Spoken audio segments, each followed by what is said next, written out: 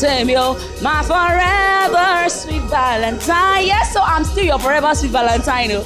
Yusuf Olúṣọlá orúkọ ti tèmi aka Funky Girl, Funky ọmọ ilẹ̀ tó gbásìkì tó dùn tó kì tó yí bóbó. Ẹ máa wò pé kí n bo gangan ní arẹwà yìí wà. Mo wà ní Africulture 2024 International níbi tí a ti ṣe oríṣiríṣi àwọn omidan àti obìnrin ni wọ́n ṣe kí ni wọ́n jáde síta gbangba láti contest lọ́lọ́kan òjọ̀kan. And today grand finale la wá ní pé kí ni ká wá ṣe àfihàn ẹ̀ lọ́lọ́kan òjọ̀kan.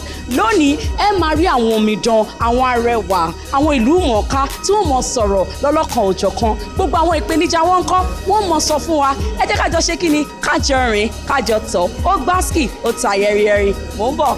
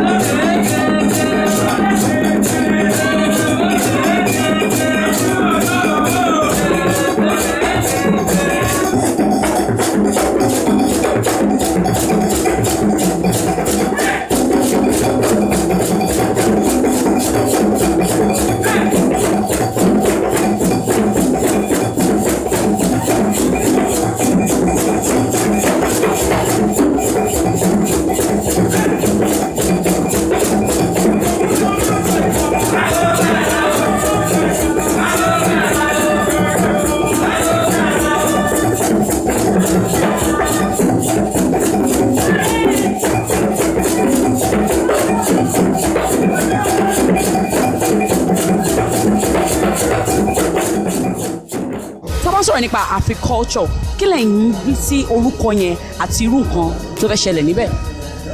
Africulture mo rí as nǹkan tó máa gbé culture Nigeria ga, especially not just Nigeria though because it's called Africulture, so definitely Africans in general, not just Nigeria. Wá sí bá ṣe lè ṣe tí a máa gbàgbé àṣà wa, nǹkan kan tí àwọn aláwọ̀ funfun tí wọ́n ṣe bó ṣe di pé wọ́n gbé ọ̀làjú wọnú inú orílẹ̀-èdè wa tó ó dáa, ṣùgbọ́n àṣà wa wọn ò lè gbà torí pé wọn ò gba èdè wa. Tí wọn bá ti gba èdè wa wọn lè rí àṣà wa gbà.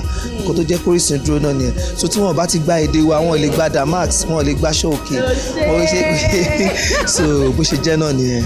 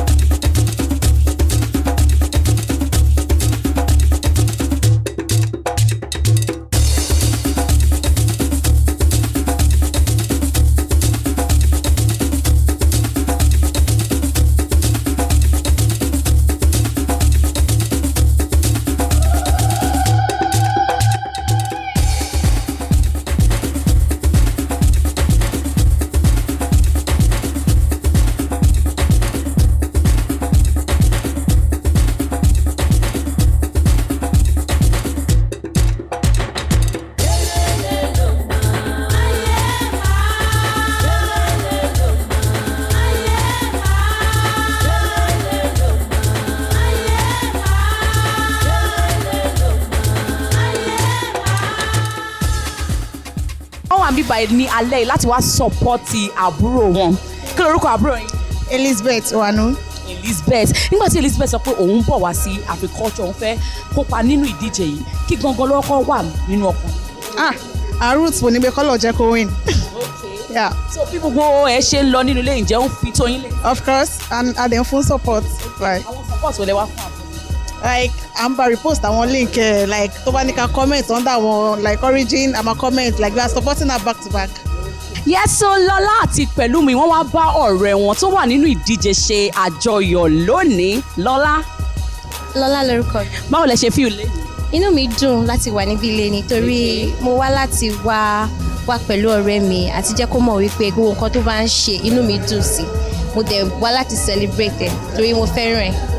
Ẹ jẹ́ ká mọ orúkọ ọ̀rẹ́ yín yẹn dáadáa. Orúkọ ọ̀rẹ́ wa jẹ́ Susan Eze. Susan Eze. Nígbà tí Susan wà nínú ìdíje tó wà nílé, ǹjẹ́ ó pè yín rárá? Ó pè wá ó ní ká wá fìfẹ́ hàn òun ká wá support òun so àwa lè ní láti wá support ọ̀rẹ́ wa. Kí ni ìgbésẹ̀ tí ẹ̀yin tún gbé láti jẹ́ kí inú ọ̀rẹ́ yín dùn? A kàn make sure pé àwa náà pè bó ṣe ń pè wá àti wípé gbogbo ìgbà tí ò fi pè wá náà a make sure pé a bá gẹ́ẹ̀tì àwọn èèyàn láti ra ticket láti rí pé wọ́n ti ẹ̀ in fact àti ẹ̀ ra ticket fáwọn èèyàn láti pín fún wọn pé kọ́ wá síbi ilé mi. No ma mi ti ní anybody for now. Mi ti ní anybody for now. Tí bá débi àwọn ọmọ èèyàn máa rí. Irú àwọn qualities wo lẹ fẹ́ rí lára omidan kan àbóbìnrin kan tẹ máa fi ní eléyìí ó yẹ kó ṣe kí ni ó yẹ kó tayọ? Bí language èdè fluently èdè yes then attire wa as in aṣọ tá à ń wọ̀ náà kó wà very decent because àmọ́ àṣà culture Africans as decent people as in our hair so kó wà decent náà then I think that's it. Please take one for Miss Ondo.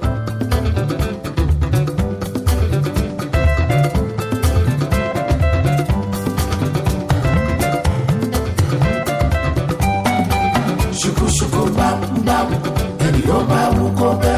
Shuku bam bam, kẹ́ni ó bá wú kó bẹ́. Olóbì mi ti dé o, olóbì mi ti dé o, èkúté paramọ́.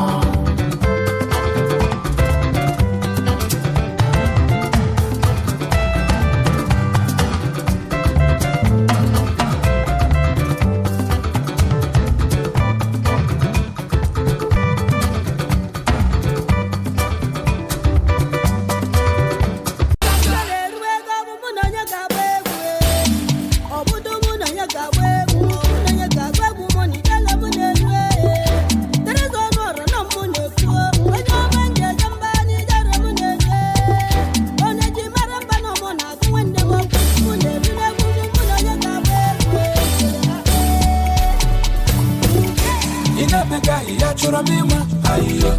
Ojongo noko, achora mima, ayo. Iwagoro bada, achora mima, ayo. Isawe mani jena nkima, ayo. Ijele ndi wanya putakegu, ayo. Eseke ndi wanya putakegu, ayo. Telizo nwara na mani tegu, ayo. Larika kiya wajibwe making sure no masayada. And I shot them the sabat on the man a gala.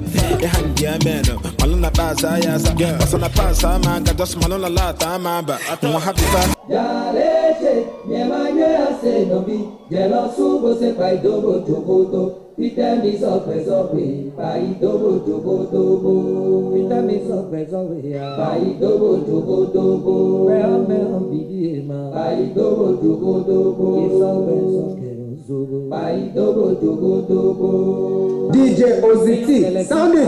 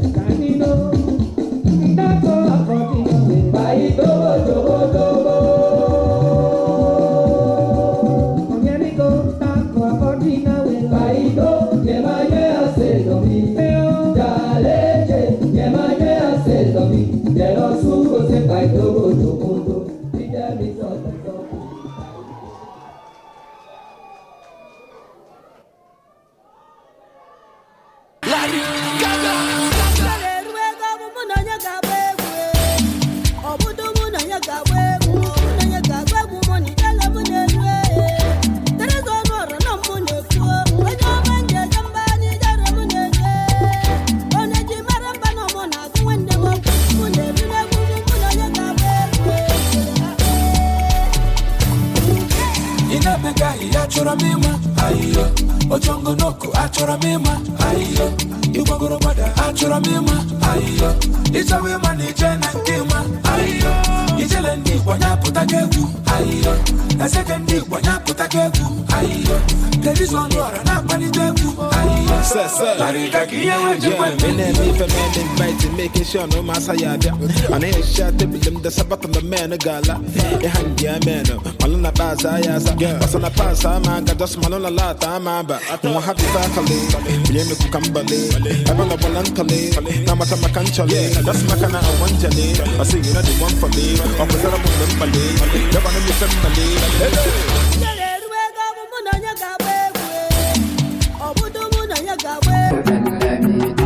Uban matasa yayi wannan kiɗin mata ne in namiji ya taka yawa ne mu bar su sai sha'anin su mu dai mu ce Kano dallabi uban matasa yayi mu dai mu ce Kano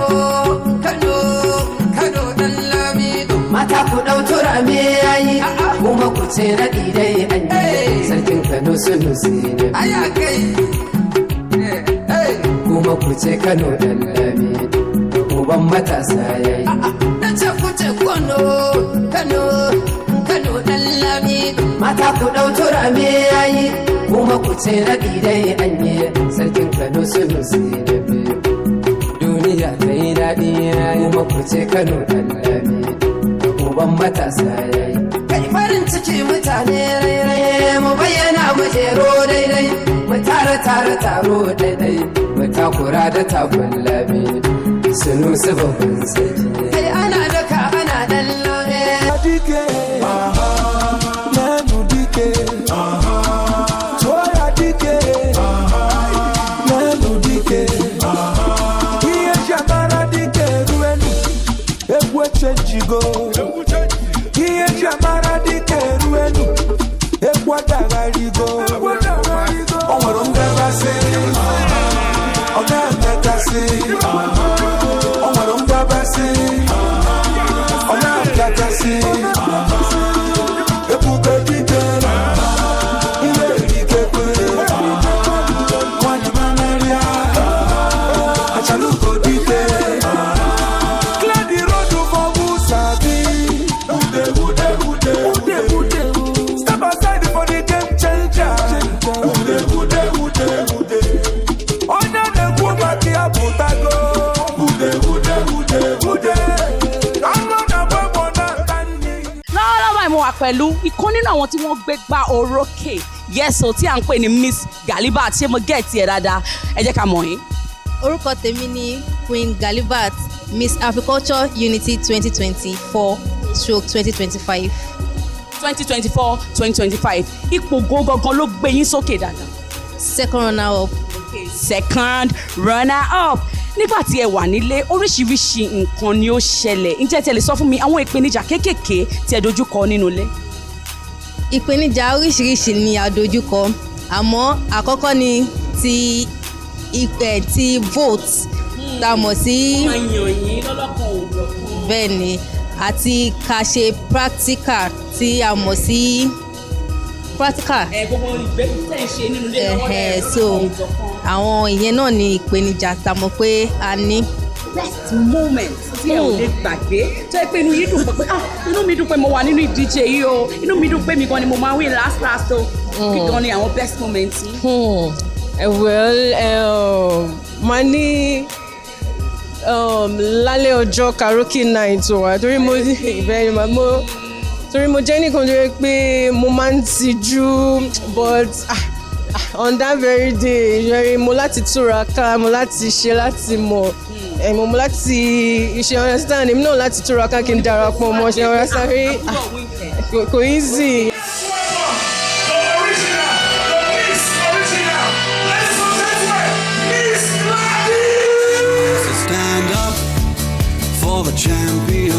For the champions, stand up. champions, for the champions. Stand up for the champions, for the champions. Stand up, stand up, stand up for the champions, for the champions. Stand up.